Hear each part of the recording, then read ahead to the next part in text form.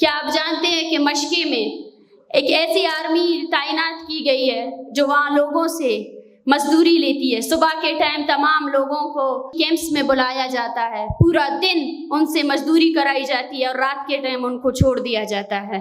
آج بلوچستان کے ہر حصے کو فوج جو ہے نا کنٹرول کر رہی ہے۔ تو آپ خود سوچیں کہ ملٹرائزیشن کی حد کیا ہے۔ آپ کو مشقے یا آواران جانے کے لیے سب سے پہلے ویزا لینا پڑتا ہے، ٹھپا لگانا پڑتا ہے، اپنے کاغذات جمع کروانے پڑتے ہیں ان کیمپوں میں کہ آپ کون ہیں، کہاں جا رہے ہیں، کس سے ملنے جا رہے ہیں۔ تو یہ ہے بلوچستان کی وہ حقیقت جو کسی کے سامنے نہیں آتی ہے، اور یہ گوادر تک محدود نہیں ہے، بلکہ یہ اس سے متاثر بلوچستان کا ہر شہر، ہر گاؤں، ہر دیہات اس چیز سے متاثر ہے کہ آج وہ قوت جو بلوچ نسل کشی کر رہا ہے وہ یہ فیصلہ کر چکے ہیں کہ وہ بلوچوں کے نام نشان کو اس زمین سے مٹا دیں گے۔ اگر بلوچستان کے ہزاروں سالوں کی میراث، ان کا ساحل، ان کی زمین کوڑی کے داموں میں بیچنے والی ریاست یہ سمجھتی ہے کہ وہ بلوچوں کو ترقی دے سکتی ہے، ہمارے زمین کی سودا بازی میں نام نہاد سیاسی پارٹیاں بھی شامل ہے۔ آج ہمیں ان سے بھی سوال کرنا ہے کہ سائل و وسائل کے نام پر سیاست کرنے والے وہ لوگ جنہوں نے صوبائی خود مختاری اور حق خودداریت کے خوشکن نعروں سے ایک قوم کو ورغلایا، ان کو دھوکہ دیا، وہ آج کس جگہ پر کھڑے ہیں؟ آج ان کا مقام کہاں ہے؟ آج وہ بھی جواب دہ ہے، آج ان کو جواب دینا پڑے گا، کیونکہ گوادر فینسنگ میں ہر کیل جو گاڑی جا رہی ہے اس پہ ان کا نام شامل ہے۔ وہ فوجی شاید اس کیل کو گاڑ رہے، لیکن اس پہ اس بلوچ قوم پرست کا بھی حصہ ہے جس نے اس فوجی کو وہ راستہ دکھایا، جس کے دستخط شامل ہے سی پیک پروجیکٹ میں۔ نام نہاد میگا پروجیکٹ کے نام پر بلوچستان کی ترقی کے نعرے لگانے والوں نے صرف اور صرف بلوچستان کو ایک ملٹری زون میں تبدیل کیا ہے۔ آپ خود سوچیں، بلوچستان اس ملک کا سب سے پسماندہ ترین علاقہ ہے۔ اگر اعداد و شمار کا جائزہ لیا جائے تو پاکستان کے 20 اضلاع میں سے پسماندہ ترین 18 اضلاع بلوچستان میں شامل ہے۔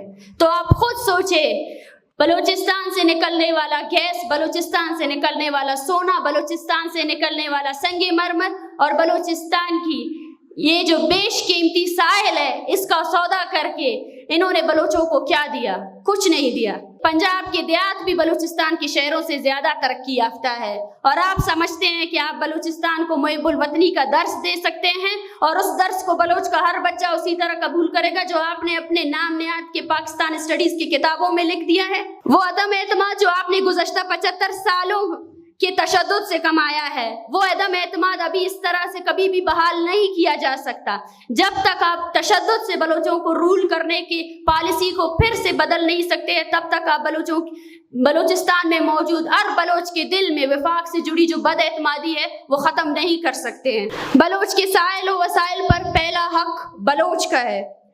بلوچ کو اپنے سائل اور وسائل کی حفاظت خود کرنی ہے، اور اس کا واحد حل بلوچ قومی مذمت ہے۔ اگر آج بلوچ اپنے سائل و وسائل کی دفاع کرنے میں ناکامیاب رہا تو اس کی باری قیمت ہماری آنے والی نسلوں کو چکانی پڑے گی۔ اگر بلوچ اپنی شناخت اور کلچر کو ایکسٹنکٹ ہونے سے بچانا چاہتا ہے تو اپنی سرزمین کا دفاع کرنا ضروری ہے، کیونکہ فلسطین کے بغیر فلسطینی کا کوئی وجود نہیں ہے۔ اسی طرح میں سمجھتی ہوں بلوچستان کے بغیر بلوچ کا بھی کوئی پہچان نہیں ہے۔ کیا آپ تاریخ سے نہیں سیکھے؟ اور آپ سیکھنے والے بھی نہیں ہیں۔ شاید عملی میدان میں آپ کی شکست باقی ہے، لیکن یقین کیجئے اخلاقی میدان میں ہم نے آپ کو بہت پہلے شکست دے دیا ہے۔ ہمارے ماؤں کا وہ حوصلہ دیکھیں جو اپنے بچوں کے ڈرل زدہ ڈیتھ باڈیز بھی اگر اٹھاتے ہیں نا تو ان کے نظریے کے ساتھ اٹھاتے ہیں اور آپ کے سامنے سرنڈر نہیں کرتے ہیں۔ آپ قدغن لگائیں، آپ سیاسی کارکنان کو اغوا کریں اور شاید ان کی مسخ شدہ لاشیں بھی پھینکیں، لیکن ایک اور نسل ابھرے گی جو اب ابھری ہے، وہ آگے بھی ابھرے گی اور ابھرتی رہے گی۔ کہ گوادر کو میگا پروجیکٹ کے نام پر ملٹرائزیشن اور اس کی تباہی سے روکنے کے لیے ہم اجتماعی جدوجہد اب ناگزیر بن چکی ہے، اور ہم اپنے آپ کو اس اجتماعی جدوجہد کے ساتھ منسلک کریں گے۔ میگا پروجیکٹ کے نام پر گوادر میں ہونے والی فینسنگ کے اثرات پورے بلوچستان اور بلوچ سماج پر پڑیں گے، اور ہم اپنی سرزمین میں بیگانہ ہوں گے، اور ہماری حالت قرون وسطیٰ کے غلاموں سے بھی بدتر ہوگی، جہاں ہمیں اپنے گھروں سے نکلنے اور گھر واپس جانے کے لیے بھی ایک غیر مقامی بندوق برادر سے اجازت لینی ہوگی۔ بلوچستان اس وقت ایک مکمل جنگ زدہ خطہ ہے جہاں ریاست اپنی مکمل طاقت اور وسائل کا استعمال کر کے بلوچ قوم کی نسل کشی کر رہی ہے۔